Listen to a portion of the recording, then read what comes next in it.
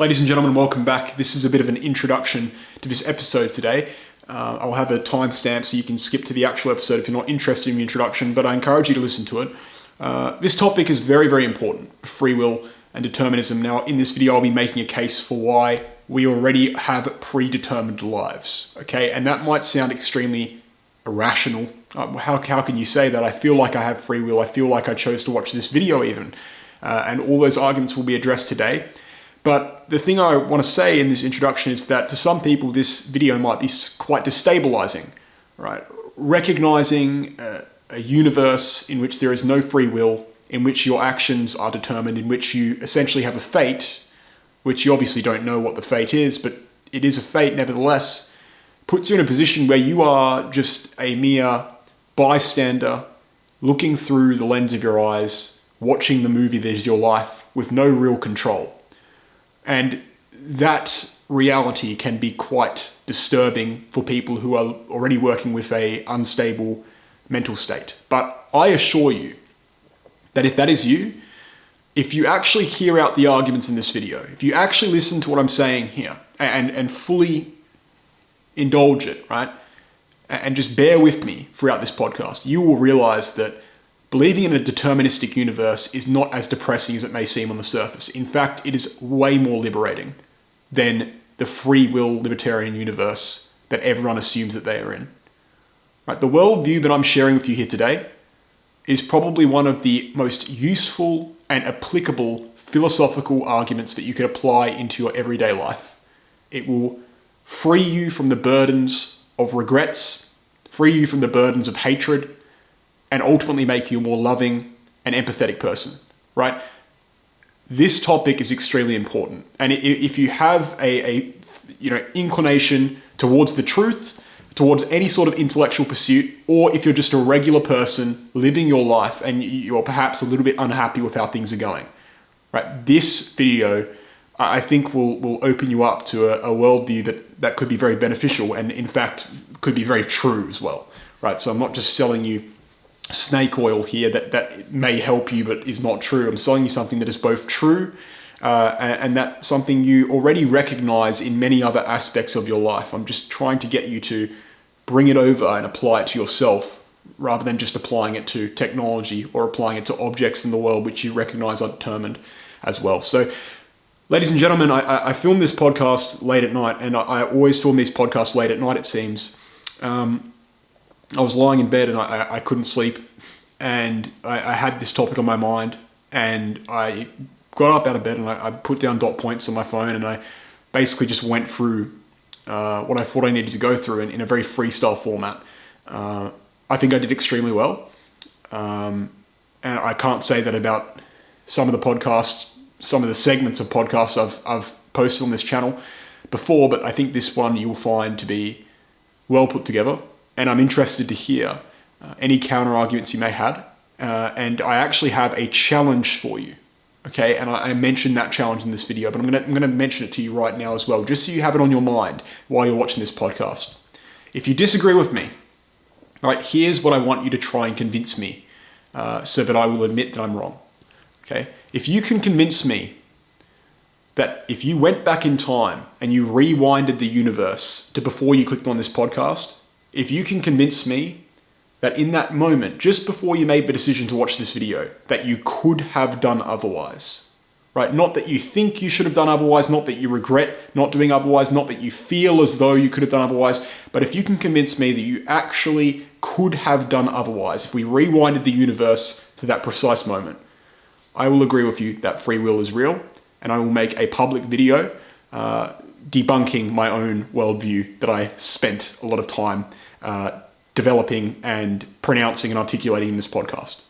So I hope you find this episode interesting. Go ahead, by the way, and follow me on Twitter, or X as they call it now. I post some, daily, sub-daily or daily insights on there on various topics. I understand that X has the potential to just turn you into some psychopath with a phone posting, brainless reactions to various political events. I'm trying my best not to fall into that rabbit hole. I'm not trying to turn it into an echo chamber. I'm just trying to share things in a fast, short format, just right off the whip of my phone, whenever I deem it to be whenever I have an interesting thought or whenever I encounter something interesting. So if you're interested in following me on X, you can do so, and we'll see how that goes. And I might be making an Instagram soon or something. It depends how we go. At some point I want to have guests on this podcast. It's still very new. This is only episode 4. Let's get to 10 episodes first. I think that's what I've established to myself. If we get to 10 episodes, then we can start thinking about guests. But right now, this is early days. And I'm doing this really to log my own thoughts on various topics. And I'm doing this in a public format for a reason. There's a reason I'm not just filming this and just keeping it on my computer. I'm filming these podcasts in a public format because filming it with the possibility of, enduring public scrutiny and criticisms on your content and on your articulation and on your arguments forces you to refine the arguments in a manner that is appropriate for delivery to the public, right? So not only is this my way of thinking, logging my thoughts and actually retaining the information, but it's my way of hearing criticism as well. Now that's not that's not a plead for you to go ahead and just abuse me in the comment section, but if you do have a valuable insight, I would love to hear it. So guys, thank you for watching in advance. Let's get into it. There's nothing wishy-washy about this. This is what you already think about everything else. I'm just asking you to apply it to human behavior. You don't control what you're going to think next. You can't stop the next thought from arising in your consciousness. You know that thoughts lead to emotions, and you know that emotions lead to decisions. Ignore the straw man arguments. Let's get to the truth here.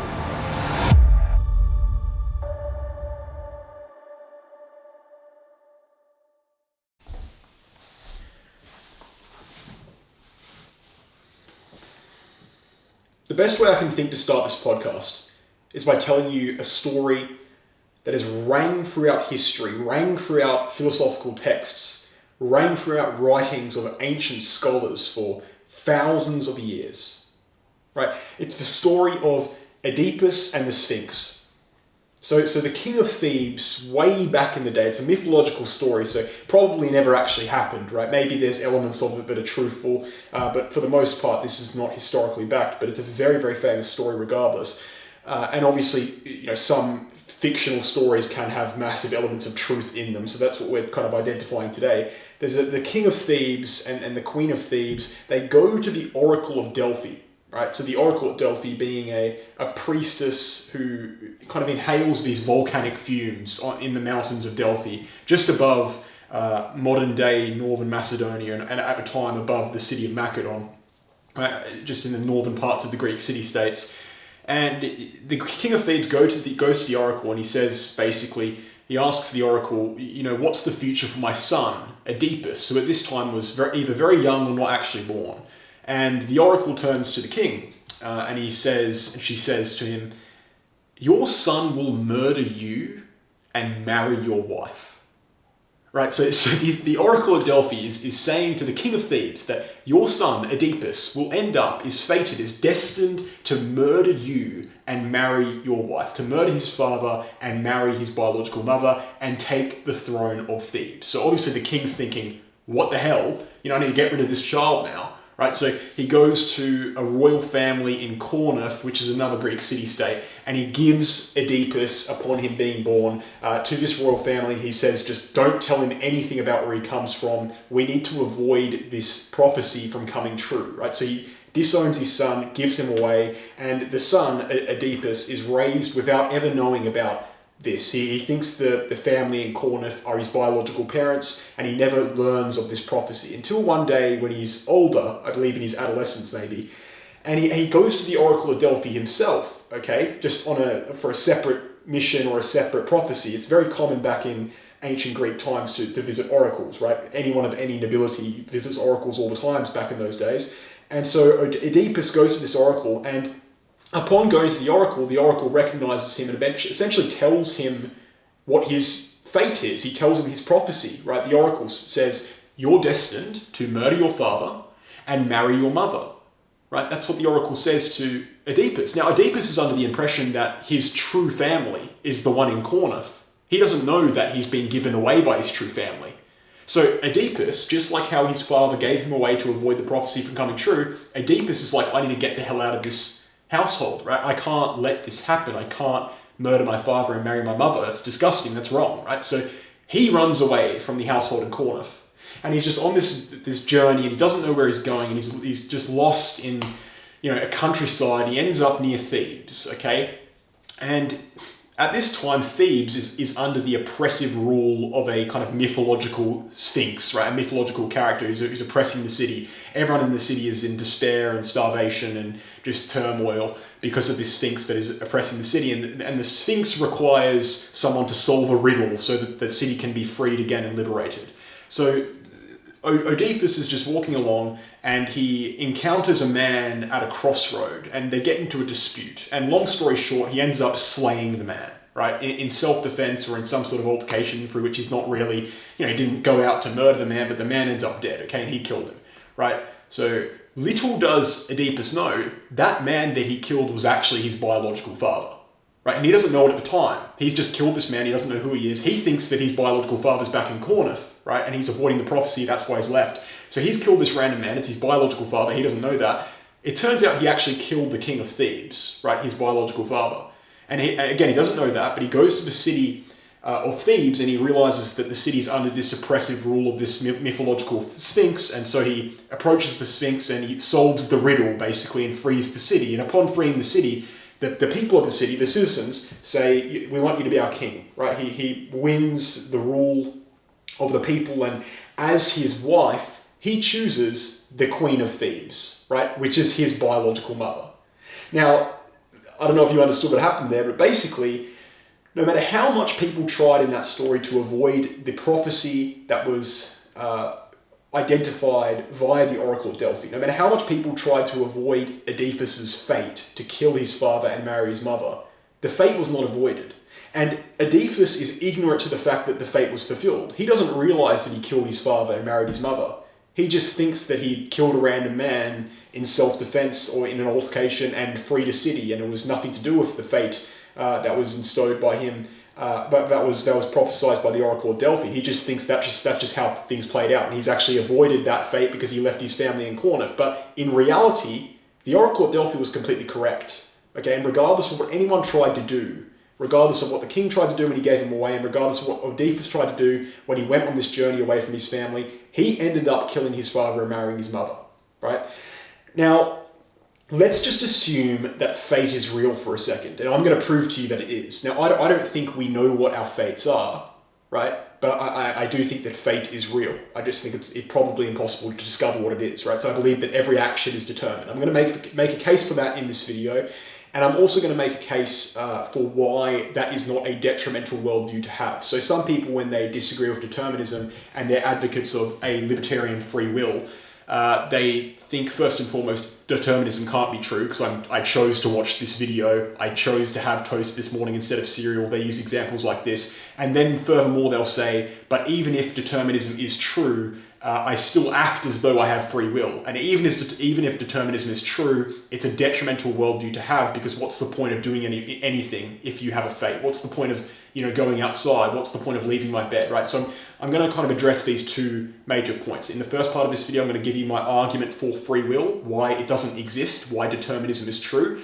And in the second part, I'm going to give you the positive implications of believing in a deterministic universe. I actually think that believing in determinism, believing that we are not free in any real way, because I don't actually exist in any real way, and I'm going to explain all of this soon, don't you worry.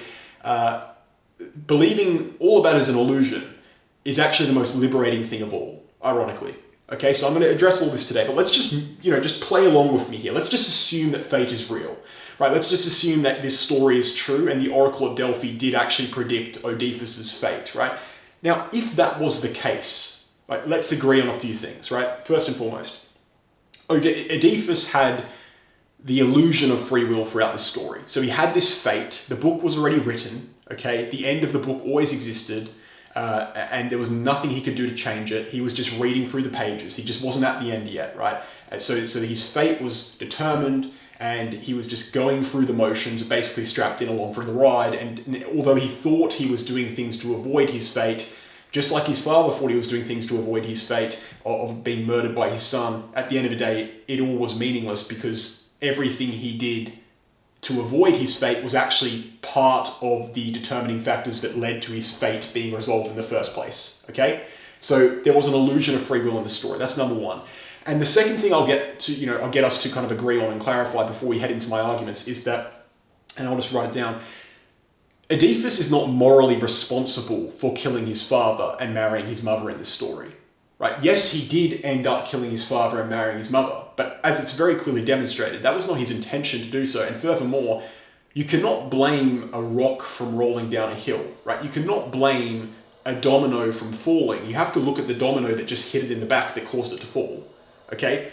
Blaming someone for doing something when there is an underpinning chain of causality that made them doing that thing completely certain is illogical, right? Blaming someone for doing something when there was no alternative scenario, there was no other possibility, there was only what actually happened and nothing else that could have been so, right? It's like, that's an illogical thing to do. You cannot have a moral responsibility on any true level if you have a deterministic universe.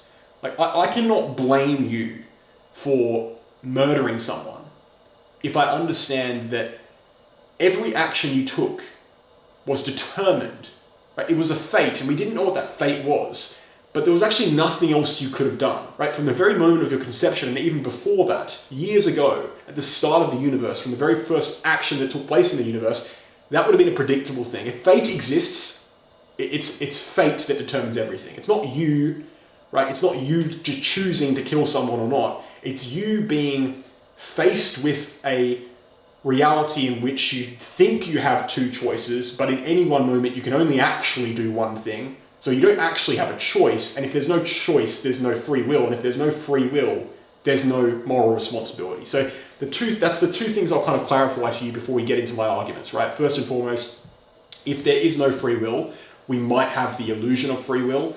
And the second thing is, if there is no free will, there's no moral responsibility. No one is truly responsible for their actions. And that's not just bad things. Like I'm saying, you're not responsible for the bad things you do, and you're not responsible for the good things you do either, right? Everything is essentially just luck. You are essentially just strapped into the chair and you're just experiencing the story, okay? You're watching this movie and you can't change what happens on the screen, right? But you're just there and you're just watching it from start to end. And maybe you think you have these magic buttons next to you on your village cinema seats, right? On your cinema seats, you're clicking these buttons and you think you're having an effect on the story, but in reality, the story is just playing out. It's a film that's already been made, right? Here's a great example. You're driving a car, right?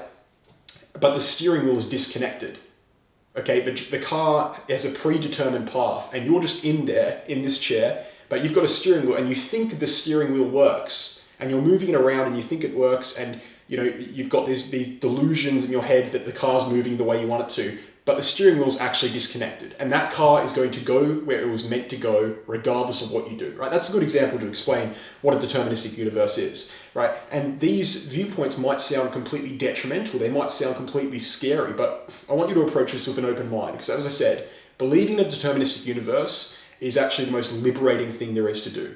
And let me reassure you, right?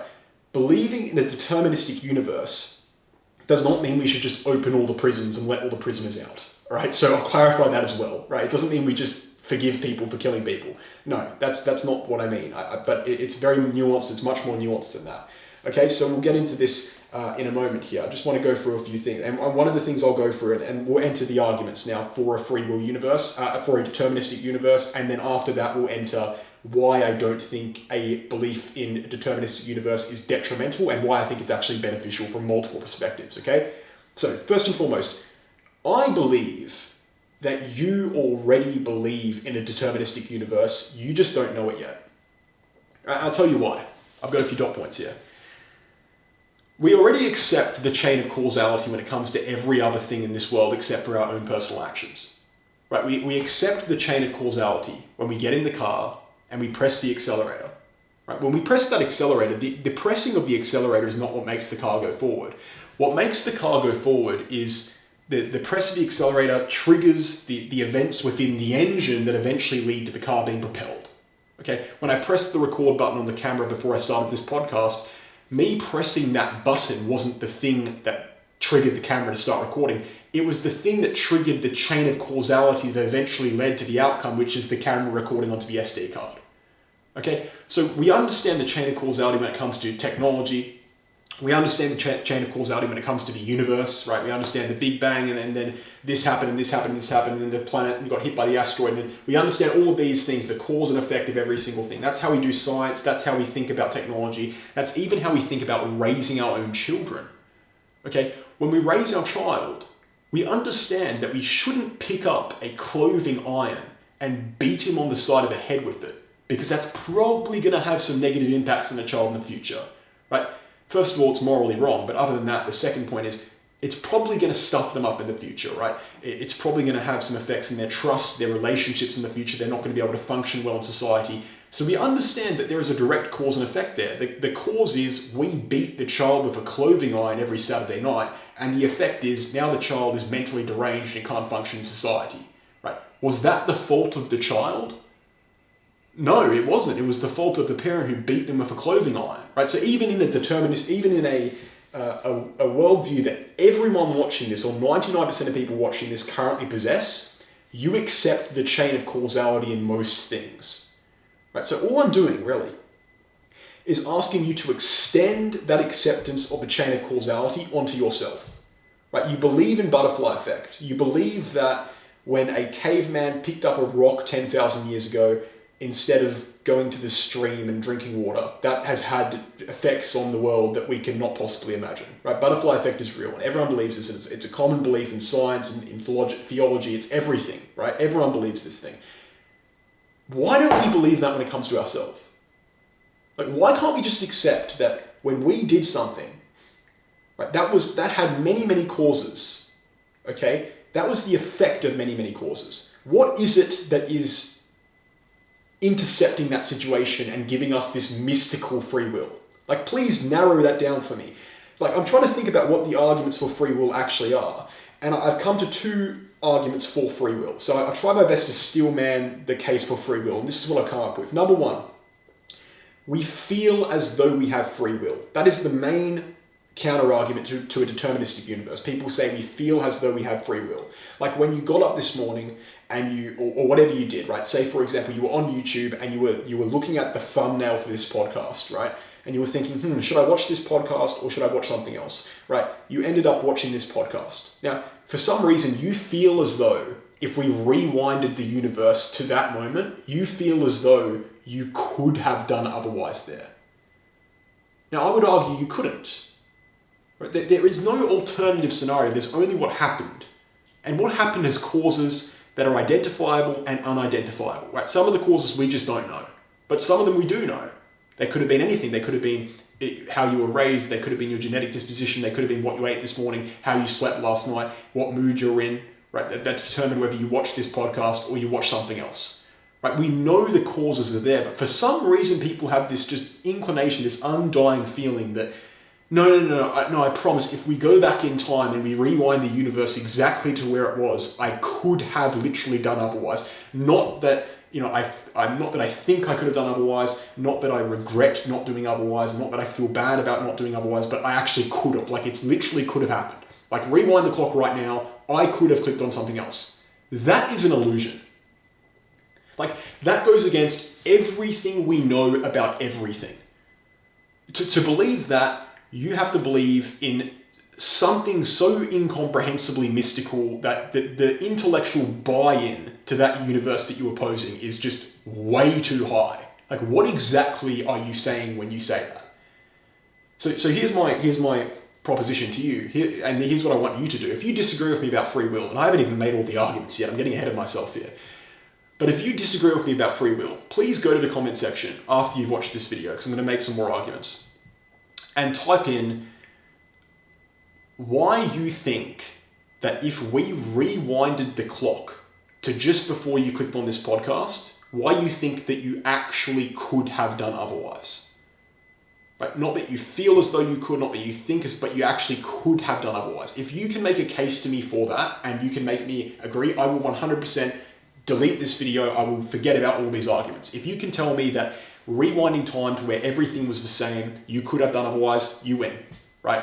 But I genuinely think that's an impossible task, because it contradicts everything we know about the world, right? So I've kind of gone off on a tangent there, but I want to get through some of the more arguments. So another thing is randomness. So someone might say, okay, well, maybe we don't have free will. Maybe actions are determined. Maybe the chain of causality is real, but some events are random, right? So that's a very easy thing to debunk. Like there are some arguments on a level of physics and chemistry that very microscopic events with particles and things like that and atoms perhaps have a degree of randomness and unpredictability to them. But I mean, that's just completely asinine because randomness cannot be taken authorship over, right? You can't take authorship over something that is random. Something that is random is not free as well, right? We didn't freely choose something that is random. Randomness is random, so you can't take authorship over it. In the same way that you can't take authorship over something that was determined by a chain of causality that you did not determine. You didn't choose the chain of causality. The chain of causality just happened and you are a result of that chain of causality. Therefore, you can't take authorship over your actions. Something that is random, you can't take authorship over either. So let's get rid of that. Another thing is, you don't have to believe in a philosophical argument to believe free will doesn't exist. There's actually neuroscientific evidence for it. So Benjamin Libet, you might not know of him, but I'm going to explain to you who he is now, is a neuroscientist, in the UK, and he's conducted various experiments, and they have been done by countless other neuroscientists at this point. They are fact-checked by many other people, and this is the common neuroscientific belief now. This is well supported by the data, so I encourage you to look it up, right? Benjamin Libet conducted experiments. He got these people into the laboratory, and he gave them two choices. And he said, use your reason and make a choice. And he hooked them up to an MRI brain scan while they were doing this and measured their brain waves. And what he found is that before the subject consciously made a choice, their brain had already decided. Okay, think about that. Okay, before the subject had consciously made a choice, their brain had already decided. Right, so if I pause you, so when you're making a decision, say for example, you're going to move to Canada or the USA, right? And I come up to you in the moment where your brain has already decided, right? There would be a moment where I come up to you and I ask you, hey mate, have you decided which one you're moving to yet? Have you decided whether you're moving to Canada or the USA?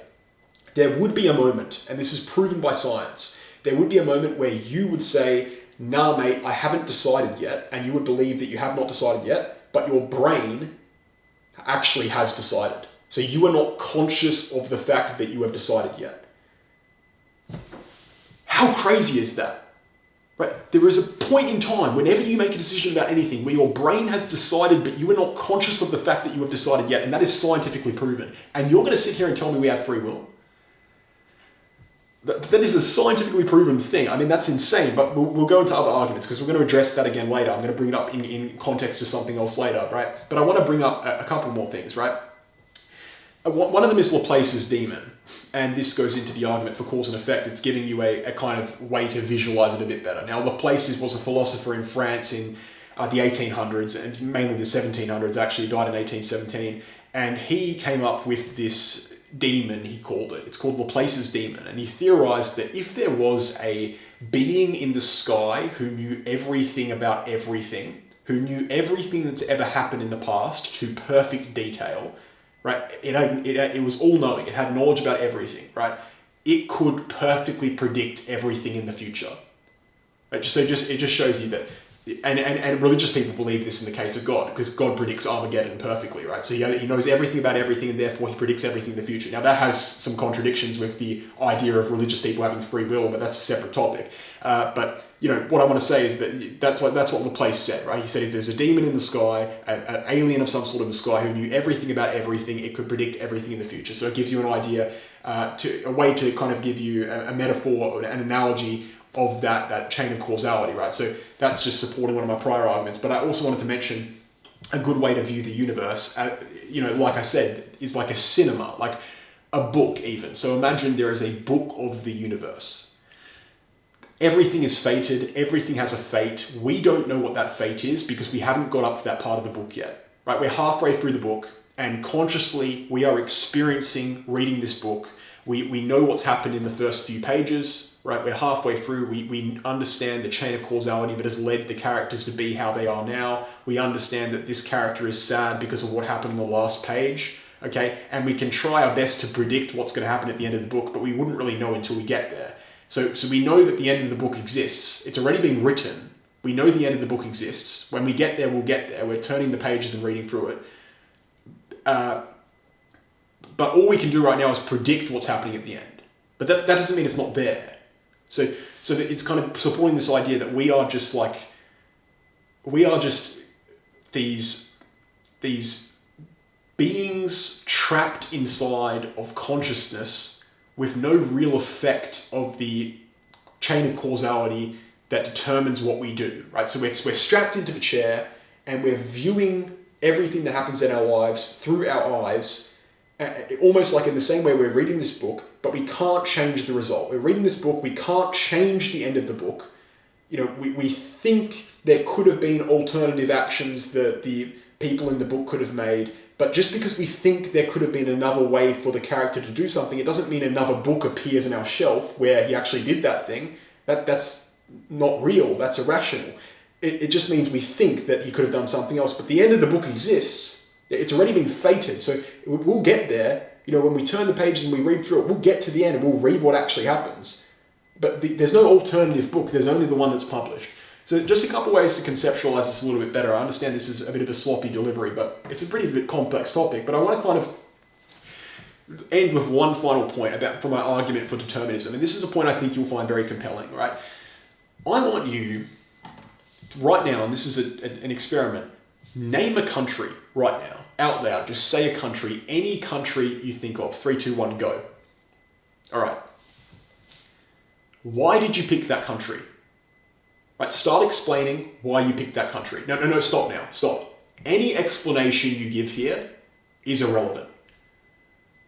Right? Because if you came up with another country, if you picked any other country, right, you wouldn't be thinking, oh, why didn't I think of that other country? Right, so let me just give you an example of how this plays out. I tell you to pick a country, you pick Germany. And then you start explaining why you picked Germany. Oh, I watched a documentary on Germany last night. I was thinking about Germany the other day. There was a German at work today who was speaking to me, right? And you're justifying why you thought about Germany to yourself. But if you picked France instead, right, you wouldn't have thought, why the hell didn't I pick Germany? You would have thought, oh, I thought about France because I was watching the French soccer team play. You would have came up with a separate justification for why you picked France, right? What am I trying to demonstrate? I'm trying to demonstrate that you are not the author of your thoughts. When I told you think of a country, any country could have come into your head and you would not have questioned it, right? You didn't decide to pick Germany. Germany just came to you. And perhaps a few countries came into your head. Perhaps Germany came into your head and France, and then you just decided on France. Well, guess what? If Paraguay and Cuba came into your head, you wouldn't think, why didn't Germany and France come into my head? I'm trying to make a case to you that you are not the author of your thoughts. You are strapped in the chair, experiencing this existence as a conscious being, and things are just coming up in consciousness, right?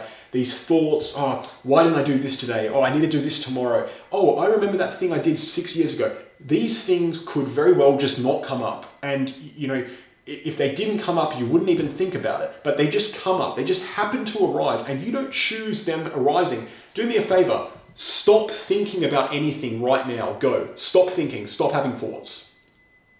You can't. You cannot stop thinking. Right? You have no control over your thoughts. You are like this schizophrenic, very boring person, essentially, in your head, where the same thoughts keep coming up over and over again, and these thoughts about how bad you are and how many regrets you have and how many people you hate and just about random things that are irrelevant to anything and don't help you in any way. Just these thoughts of negativity and thoughts of positivity too. It doesn't matter what the thought is, it just arises and you do not have control over it. So here's my argument based on that. When you understand that you are not the author of your thoughts, when you understand that the thoughts just come into your head, right? And you know, when I'm, and we'll go further with this actually. When you're hearing me speak right now, you are not choosing to understand the words. You just understand them, right? And if I tell you to stop understanding the words, you can't do that. You're naturally processing the words. There's nothing you can do unless you block your ears so you can't actually hear them to stop understanding what I'm saying right now. You just hear them subconsciously. So understanding the lack of free will you have even within the bounds of your own mind, and understanding you're not the author of any of your thoughts whatsoever, you're just along for the ride, helps you understand the problem of determinism a lot better. I'm going to post you an argument based off that. Keep that in mind right now. So, you don't know what you're going to think next, and you can't stop the thought from arising, and you know that thoughts lead to emotions, and you know that emotions lead to decisions. So how could you possibly justify a free will that is similar to what anyone is talking about when they talk about free will? Rewind the video and play that again. Right? There's two arguments for free will. One of them is I feel as though I have free will, and one of them is the religious cosmological argument for free will. Right? God gave me free will. That's why I have free will. God gave me it. I don't care if I philosophically agree with you. God gave me free will, therefore I have free will. And quite funnily, the argument for religious free will is actually the most hypocritical argument there is, because religious people are claiming that religious people claim through the cosmological argument that the atheistic worldview is incoherent because atheists are saying that the world came from nothing. They're saying that the universe started from nothing, right? And they see this as incoherent, and so they put God in the place of nothing, and they hence put something in the original place of causality. Right? They put God there, and God is the start of chain of causality, and asking what came before God is irrelevant, and it's not logical, and you can't ask that question. So the religious person who believes in free will because God has given them free will is acknowledging that a universe that comes from nothing makes no sense, and we need to have an original cause. So the religious person who believes in free will because God gave them free will, right, is simultaneously arguing for a chain of causality when it comes to the existence of the universe, but then for some reason the chain of causality that they're basing their entire religious belief on is asinine when it comes to making day-to-day decisions about what to eat for breakfast. Right? The glaring hypocrisy there is just so evident, I can't even make it any clearer to you. Right? You either believe in the chain of causality or you don't. You have to be consistent with your logic. Right? So the people who have the strongest argument that for free will, which is basically just any argument that isn't, I feel like I have free will, which is the only argument there is other than the religious argument. The people who have the strongest argument for free will, the religious people, that's actually based on something, right, is also the one with the most glaring hypocrisies. Right? So again, I'm interested for you guys in the comment section if you disagree with me. Go ahead and type a comment in there. If I rewind time for you and I rewind the universe right now to the moment before you clicked on this podcast, if you can prove to me that you could have not watched this video, you could have done otherwise, I will agree with you that free will exists. As long as you can't prove that, there's no way I can agree with you. Right, so the last point I want to mention is that, and this is kind of a little bit off the point, but it's still very interesting, and I think you'll find it interesting. Modern people in modern societies are obsessed with the individual. And that's kind of funny coming from someone who I'm not a communist or anything. I don't believe in collective ideology, but I'm just telling you that the individual and individual choices and individual actions is not nearly as big of a deal for any society in the entirety of human history until 50 years ago, 100 years ago. But you go back to ancient Rome and you see that when the ancestors of an ancient Roman family died, they'd actually make a mask of the ancestor's face and put the mask on the front door so that it's the first thing that any member of the family would see before they go into their houses. And when there was a funeral or when there was a celebration or a wedding, the youngest children of the family would wear the masks, right, wear the faces of their ancestors to that wedding or funeral and be their ancestors. And they'd learn exactly what their ancestors did. They'd learn what battles their ancestors fought in. They'd learn what their accomplishments are, what their accolades were. They'd wear their armor if they were soldiers. They'd use their sword if they were soldiers. They'd have the family sword, the family armor, right? You were part of a collective unit. There was no freedom. You didn't matter as an individual. You were a cell in the organism that was the family body, right? You go to North Korea and yeah, of course it's a dystopian example, but it's just an example, right? They don't even have the word in their language for I. Right? If I say, I am going to the park, North Koreans do not have the word in North Korean language for I. Any word referring to the individual is replaced by a word referring to the collective. You would not say, I am going to the park in North Korea. You'd say the English equivalent of, we are going to the park in North Korea. Or you'd refer to yourself in the third person, perhaps. And this is a very established thing with someone called, I think her name is Yeomi Park or something, Yeomi Park, and she was a North Korean escapee. She escaped North Korea, and she did Joe Rogan's podcast, and she said that, when she moved to South Korea, when she escaped North Korea, South Koreans were incredibly racist towards her because her terminology and her way of thinking about life was incredibly collective, and she kept grouping them all together as one. But the South Koreans were like, you're not South Korean though, you're North Korean. So she was bullied and she was harassed and she was targeted and she couldn't get jobs, she couldn't get a rental. All these types of things happened to her just because she didn't understand the concept of a collective, of an individual, right? All she understood was the concept of a collective. She actually did not think for herself. Like, she didn't have her own mind. Like, this is a very common experience with people who come from dictatorships, right? People who come from countries that control them entirely. Even if you go to prison, right? People report that they stop thinking as individuals. They don't know how to think for themselves. They just think whatever the government says to think, right? They just think whatever the people around them say to think. They actually lose the ability to be individuals. And when you realize this is going on in North Korea, and you realize it's going on in prisons, and you realize it's going on in anywhere without a freedom of information, freedom of speech, you realize that the vast majority of humans in human history never thought for themselves. Right? They didn't actually understand the concept of individual thoughts at all. And hence they didn't understand the concept of individual choices. They only understood the collective. So the problem of free will, philosophically, the reason why it's such an interesting problem is because, first of all, it's incredibly complex, but it's incredibly simplistic at the same time. There's not really much counter-argument to a deterministic universe. People just don't really think about it, and they just live as though we have free will. But furthermore, it's a relatively new problem it's gained popularity in recent years because we never really thought about individual choices before. We kind of just thought heavily, very heavily, about collective choices, and free will is not really that important when it comes to collective choices. So, or at least there's an illusion that it's not. So I think these are my arguments for why we live in a deterministic world. And I'm going to expand on these arguments in a few points here in a second, but I've also got a list of reasons why this worldview, this deterministic worldview in which you are not responsible for your actions, whether they are good or bad, you are not responsible for anything, whether they are good or bad, everything just falls down to luck, and there is essentially a fate for everyone and the universe, we just don't know what it is, right? This argument, I'm going to tell you why this is not a detrimental worldview to have, right? And here's where I get into my positive implications for believing in a world without free will. And these are very good because a lot of people have this idea, by the way, that if there's no free will, I should just lie in bed all day and just sit there and just drink booze and just lie in bed and do nothing with the rest of my life because what's the point, right? And it's just such a infantile way to view the world, right? That's not the conclusion you make when realizing there's no free will. And guess what? If you conclude that, and if you lie in bed all day and drink booze and do nothing with your life, that was determined too. So you're not escaping the problem by doing nothing. You're just doing what was determined to begin with.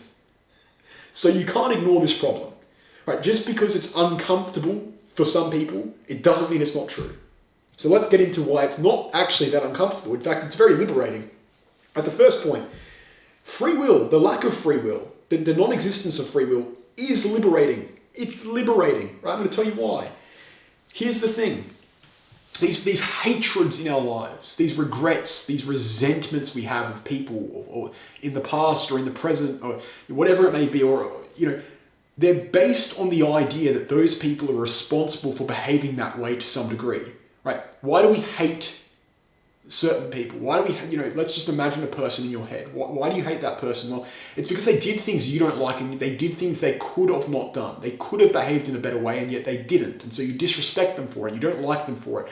Or why do you regret things? You regret things in your past, and everyone regrets things in their past. You regret things in your past because you know or you think that, God damn it, if I just did this instead, if I just did the other thing instead, none of this would have happened. All of that resentment that's just swelling in your brain, that regret that's just swelling in your mind, that's sucking, your consciousness dry, it's just sucking your energy and draining your energy.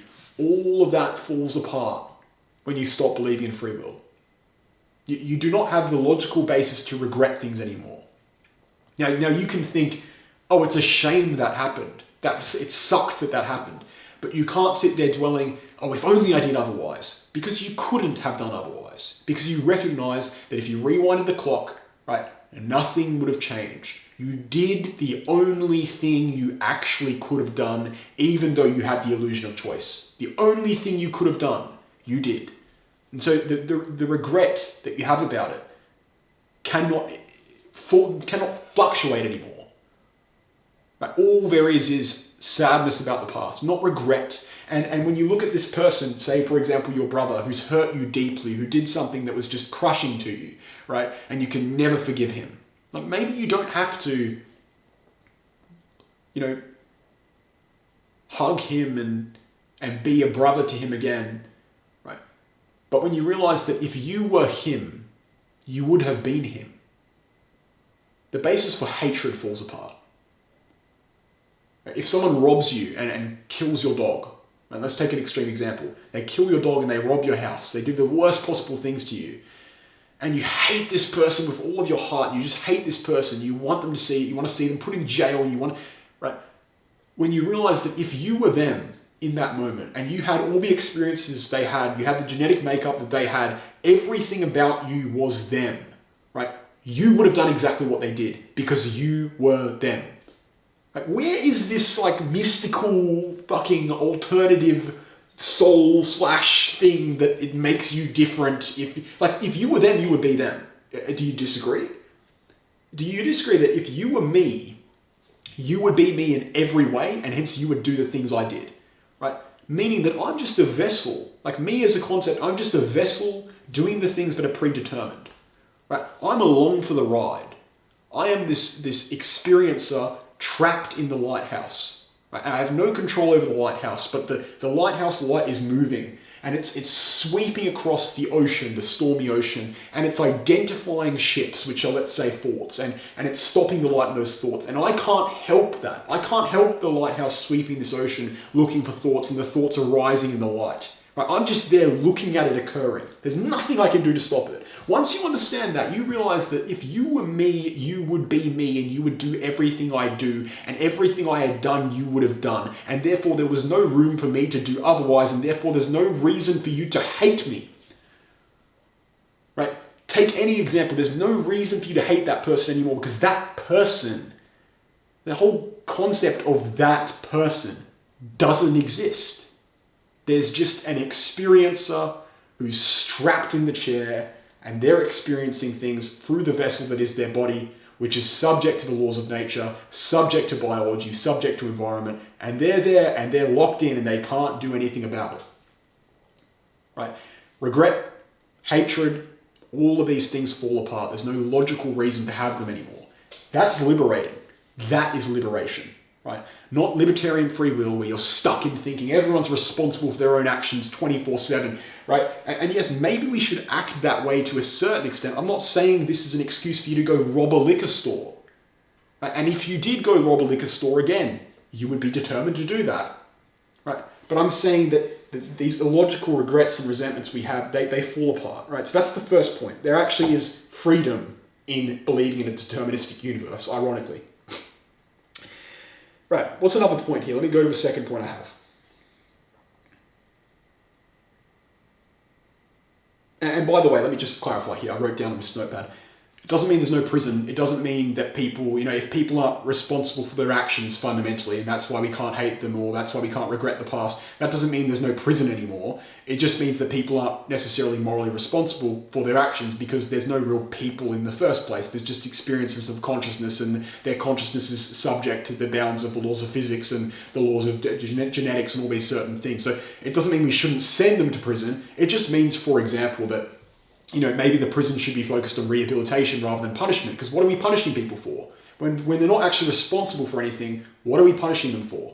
Maybe we should, with our intense understanding of how cause and effect works, we should structure these rehabilitation systems in the prisons to give them the best chance of rehabilitating themselves and changing their way of life. And we can give them the causes that will lead to effects, which are positive mindsets and positive attitudes and positive behaviors in society in the future.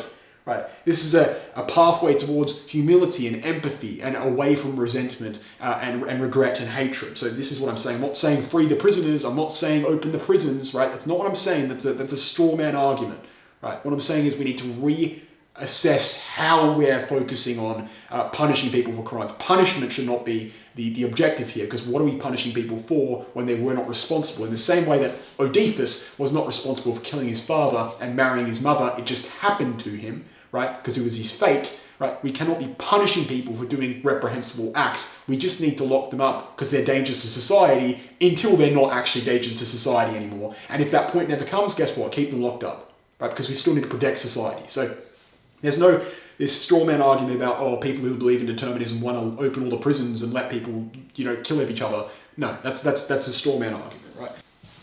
Now that was a long-winded point, but the second positive implication for a deterministic universe is actually a positive implication that plays on what we already understand about consciousness, right? And that is the fact that there is no self. A lot of people maybe understand this a little bit, but they don't fully grasp it, and I think I've already covered it pretty well in this video, right?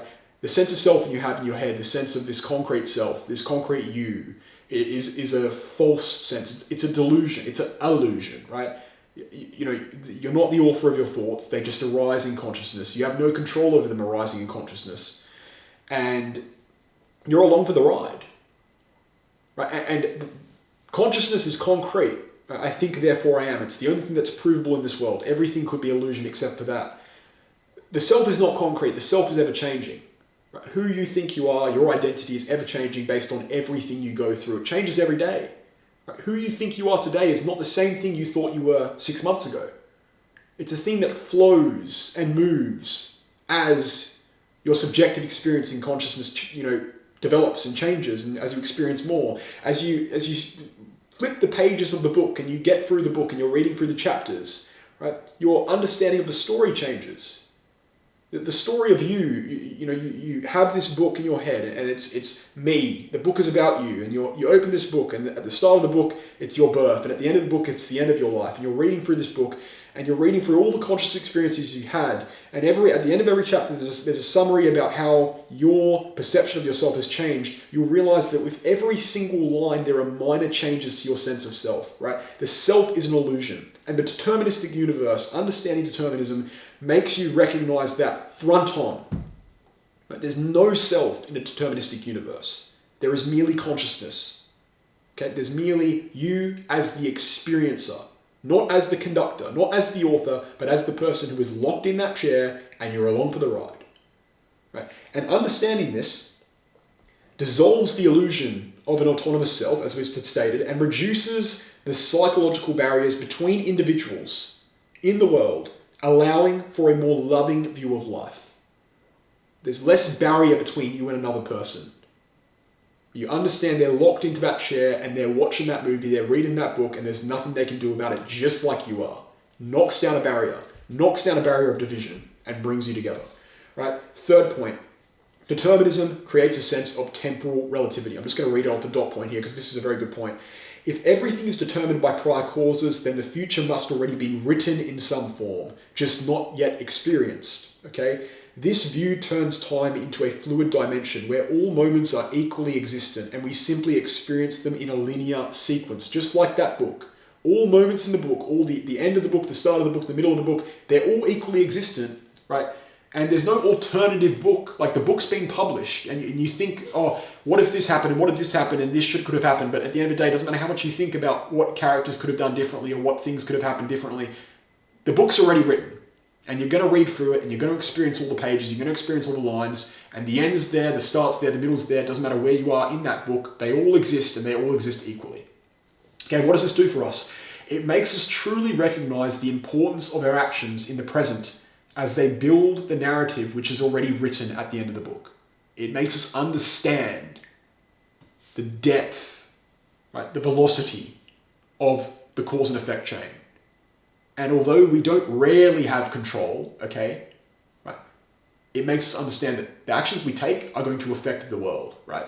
And what we do for ourselves and what we don't do for ourselves and what we do for other people are going to actually have effects. It's not like they can intercept, like, oh, I'm going to cut in here and stop this from happening with my mystical self that is just made up, and this thing, this soul thing, and I know these causes and effects have happened. I know that you're, based on your history and your past, you're going to pull the trigger and kill this person. But wait a second, whoa, the mystical self is here. I'm going to just intersect here. Nah, don't do that.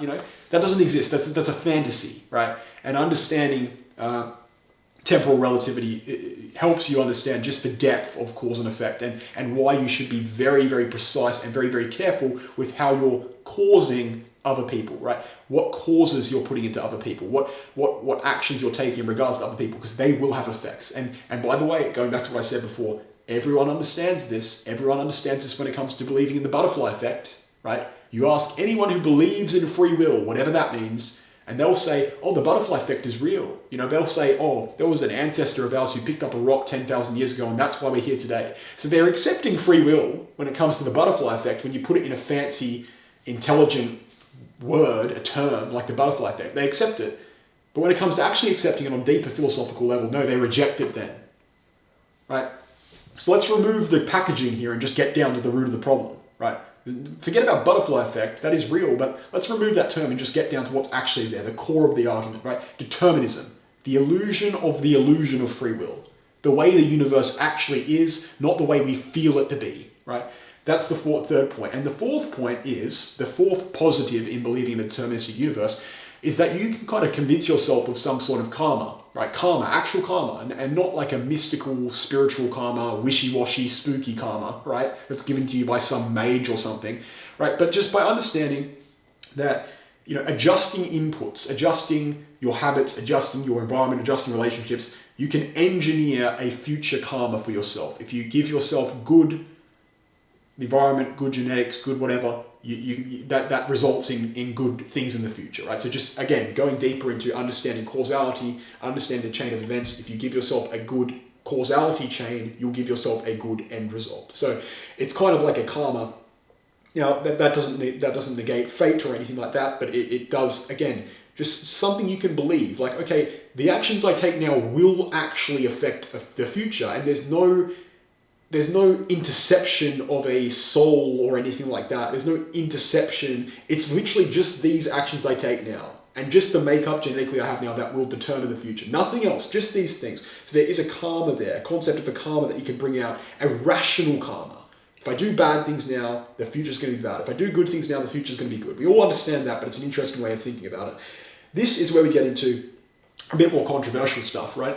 If we understand determinism fully, which we do, and we already act as though determinism is real in the scientific community, but we could create AI predictive systems to predict human behavior. So, for example, if we're talking about jail, we're talking about prison, we could take a genetic profile of these prisoners, we could take an environmental profile of these prisoners in the future when technology is super, super advanced, and we could literally predict how likely they are to, and maybe even perfectly predict in a very distant future, how likely or whether they're certain to commit violence again or commit actions again, based on a deterministic worldview, based on cause and effect, right? They already do this in the USA. Just another example of how we already live in a deterministic world. We just don't accept it, right? We live in a deterministic world. We program artificial intelligence deterministically. We program artificial intelligence in prisons right now, right, to predict the reoffending rate of a specific prisoner based on data, right? We already live in this world, and yet we still insist on a free will, right?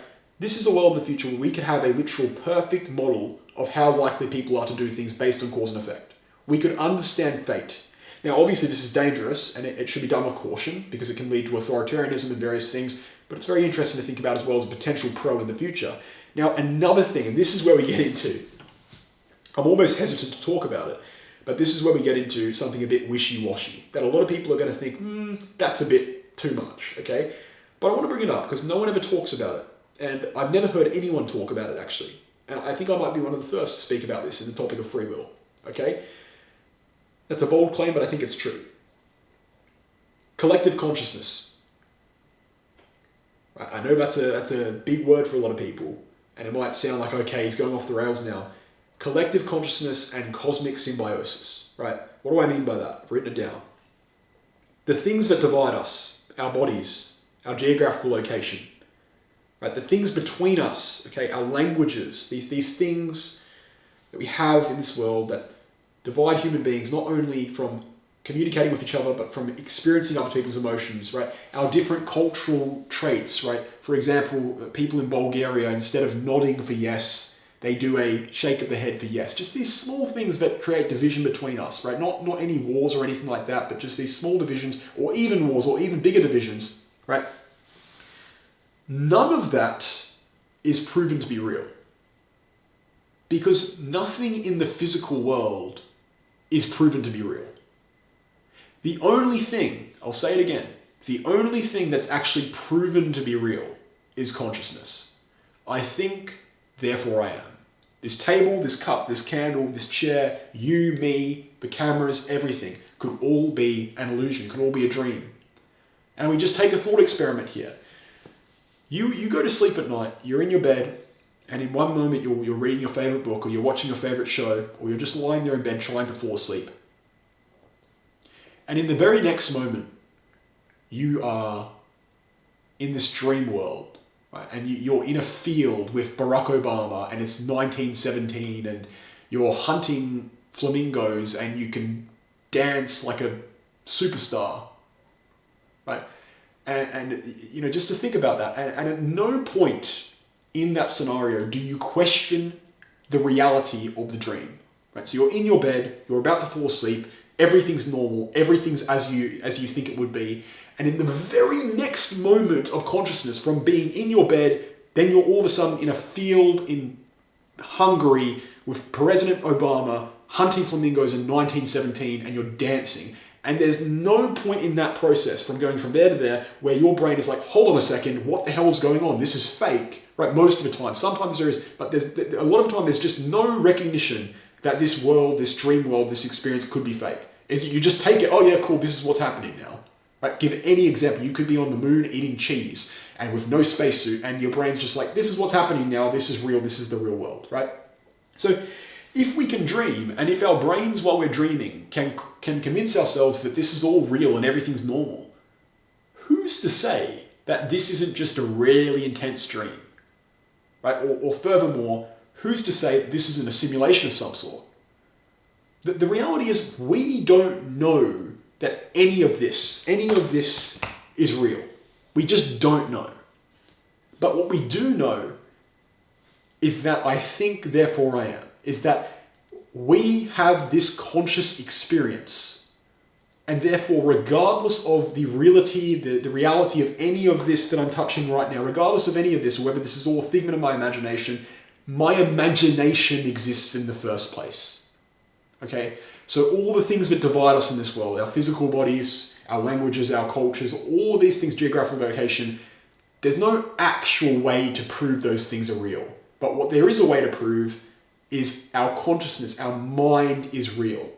And all of the beings in this world, all of the humans, even though we've got these divisions and separations, we all possess this mind. So the things that divide us are not proven to be real, but the thing that is proven to be real, the one thing that's proven to be real, we all possess. Okay? And where does this lead me? Perhaps we are all like individual cells encompassed within a larger body that we cannot currently identify through the narrow lens of our current perceptions. Right? Our current perceptions, our limited, potentially limited goggles that we're experiencing the current reality we experience that is different from the dreamlike reality which we don't question, and just like the dreamlike reality we don't question this one, perhaps those goggles are really, really narrow. And one day something will happen, or we'll wake up from this dream, or when we die, perhaps those goggles will be taken off and we'll see the full picture. Right? And the thing that is real, that we all possess, each one of us, that collective, that consciousness that we all collectively have, right? Perhaps that is like us being individual cells within a larger body or organism, for lack of a better word. And that's highly theoretical. And perhaps a lot of people see that as wishy-washy, and I could make a very strong case for it, but I don't want to divert the topic too much. But the reason why why determinism gives us an interesting case for that is because it highlights the illusory of the sense of self, okay? And in doing that, it highlights that the differences between us, just even us having individual bodies and not being all connected into one biological organism, those things fall apart, right? If you understand the mind properly, you understand the mind is the only thing there is. Okay, the only provable thing there is. And we all possess those minds. Right? So, I don't know, it's highly theoretical, but it's interesting. And let me know what you think, and I know there wasn't a strong conclusion with that one, but I'm going to do an individual podcast on that topic, the topic of collective consciousness, because I think it's very important to understand. I also think reincarnation is important to understand. And I don't think any of these things are wishy-washy, right? I don't think these are spooky topics. I don't think it's spooky to discuss collective consciousness. I'm an atheist. I don't believe in the soul. I literally do not believe in the soul. I don't believe we have a soul. I think everything we have now is physically measurable. Right? I believe consciousness arises from complex patterns in the brain. I don't know that's the case, but I believe it. Right? So you don't have to be you don't have to believe that a mage in Germany in 1614 knew the truth about collective. You don't have to believe any of potions and witches. You don't have to believe any of this wishy-washy stuff to believe that there is a chance that we could be reincarnated. There is a chance that we could have a collective consciousness. All we know is consciousness. All we know is the present experience of consciousness. And that experience has never ended for as long as we have been conscious. Right? We don't know if it will end when we die. When we go under anesthesia, everything goes black. And in the next waking moment, we're awake again. And we're conscious. Now, we might lose the sense of self when we die, but that consciousness could persist. Right? And perhaps it would be irrelevant because our sense of self is gone and all of our memories and experiences are gone, but there's no saying that consciousness will end. So would we really die? Right? If I take everything about you and I change it all completely over the course of one day, all of your traits, all of your characteristics, I change it all, but through that process you remain conscious. Tomorrow you are a different person entirely. There's nothing about you that's the same as what you were yesterday.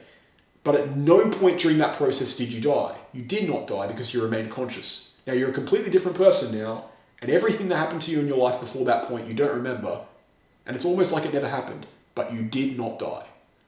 Right, so reincarnation, collective consciousness, these are things we need to discuss because they're very possible, and they're possible from a rationalistic perspective. But I'm going to do a full deep dive into that in a future podcast. But what I really want to discuss today, of course, was free will. Right?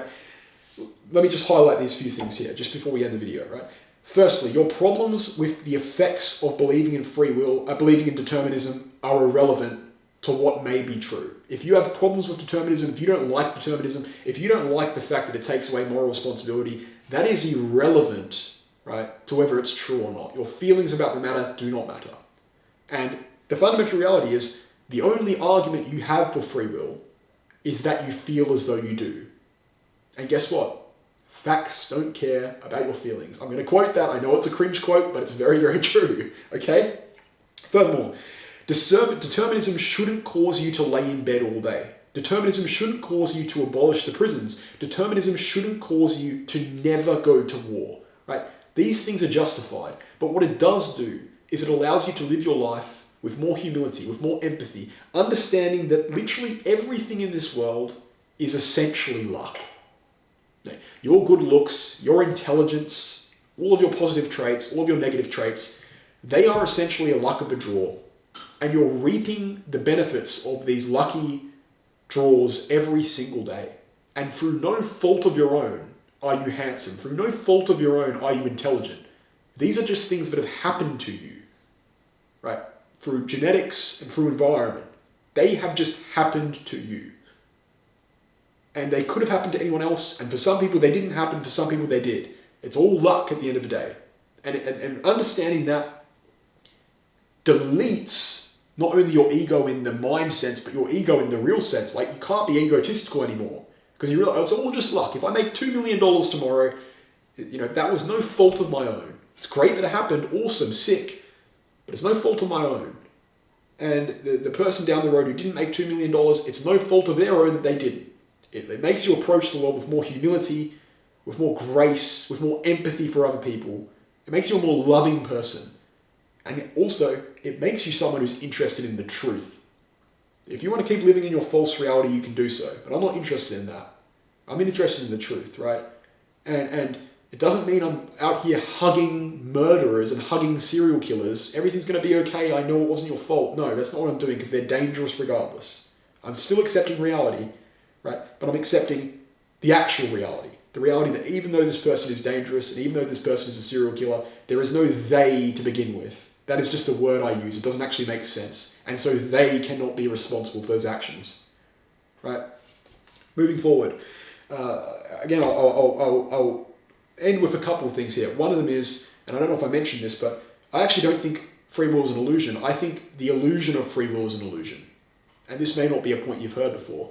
Not only is free will not real, the thought that you have free will, this feeling that you have free will, is an illusion within itself as well. It's not only an illusion, but it's an illusion within an illusion. Free will is not an illusion, but the illusion of free will is an illusion. It's very complicated now. Now we're getting highly theoretical, right? We haven't gotten theoretical enough. Now we're getting theoretical, right? I'm just going to read it out because this is going to confuse me even, but I understand it's true. I've written this down, right? I'm going to read it out to you. Free will does not exist. It cannot exist. And it isn't even an illusion like people say. In fact, the illusion of free will is an illusion within itself. When you reflect on the choices you think you're making, those reflections themselves are determined by prior causes. In other words, even the illusion that we are consciously choosing is itself determined. Let me read that again. In other words, even the illusion that we are consciously choosing is itself determined. So the illusion of free will isn't really a coherent concept because it doesn't even hold up under scrutiny. It's not just that free will is false, it's the idea that experiencing an illusion of free will itself is a misunderstanding of how the mind works, okay? So just reading that middle paragraph again. When you reflect on choices you think you're making, those reflections are determined by prior causes. When you're thinking about a choice you made, the thoughts you have about the choice you made are determined by causes that you do not identify, right? Because the thoughts arise in consciousness. So the illusion of free will is an illusion within itself. So it's just an added layer of complexity to this issue, but that's highly theoretical. And I don't want to go down that rabbit hole because my throat's getting a bit sore now, and I think I've made my point in that one as well. But I've made a few points here. I've made a point for causality. I've made a point for no real moral responsibility, no real moral culpability. What I'll just end with is I think this is an interesting analogy. It's not a real podcast if you don't mention Hitler, okay? So I'm going to mention Hitler. If you see a baby Hitler, okay, if you, a baby Hitler, a real baby Hitler, the baby, the 4-year-old that will become Hitler in the future, if that 4-year-old Hitler comes to you, right, and you look at that 4-year-old Hitler and you recognize that everything is caused by prior events, everything is caused by genetic disposition, everything is caused by things we can't even identify. You look at that 4-year-old Hitler, and what you actually see is an individual trapped inside of a biological meat sack that is destined to become the Adolf Hitler that does the terrible things that Adolf Hitler did. And in that moment, the only rational thing for you to do is to feel bad for that 4-year-old Hitler. And I would argue, actually, that it shouldn't stop with the 4-year-old. Fundamentally, Hitler was just unlucky to be Hitler. The genetic disposition, the environmental causes, all of these things, these chain of events that led up to him being Hitler every single step of the way were completely out of control. Right? If you were Hitler, you would be Hitler. If you were him in every single way, there's nothing that would change what you did versus he did, because you would be him. So when you're presented with the 4-year-old Hitler, the logical thing to do is to feel bad that this will be the biological meat sack that will become the Adolf Hitler of history, right? And for me, there's no reason to stop thinking, oh, I feel bad for you, when that Hitler is 50 years old. Because you look at that 50-year-old Hitler and you realize that, hey, look, the chain of causality hasn't changed. It's not like the baby Hitler wasn't responsible, but now the older Hitler is, and the laws of physics have changed around it. It's like, no, the whole way along, there was no moral responsibility for this Hitler. He's Hitler because he's Hitler. And if you were Hitler, you would be Hitler too. Right, so think about that for a second. And believe me, I'm not excusing the actions of Adolf Hitler. I'm just saying that Hitler wasn't morally responsible for those actions because there's no Hitler to begin with. Hitler is a construct. There's only what happened. There's only what the body did. Right? And if you were that body, you would have done the same thing. So think about that for a second, guys. I know that might be shocking and a concerning point to make, but it does make perfect sense. And if you've listened to this podcast, you'll understand what I was trying to say there. So keep that in mind. Maybe I shouldn't clip that by itself because that will get taken out of context, right? So yeah, thank you guys for watching. Again, I challenge you here. If you think I'm wrong, all you need to do is convince me that if I went back into a moment of time and the universe was rewinded and the clock was rewinded and the book was taken back a couple chapters, all you need to convince me is that I could have done something otherwise, right? It could have happened another way. Right? If that's what you convince me of, if you convince me this morning when I had toast for breakfast instead of cereal, if you convince me that if we rewinded the universe, I could have had cereal, I will believe in free will. Until you can do that, there is no reason to believe in free will. Ladies and gentlemen, thank you for watching. I hope you enjoyed. I hope you enjoyed the tone today as well. My throat's a little bit sore, so I was a little bit quiet and monotone at times. If you didn't enjoy that, I'll be back with high energy in the next one. But leave a comment, like, subscribe. I appreciate you guys. Thank you.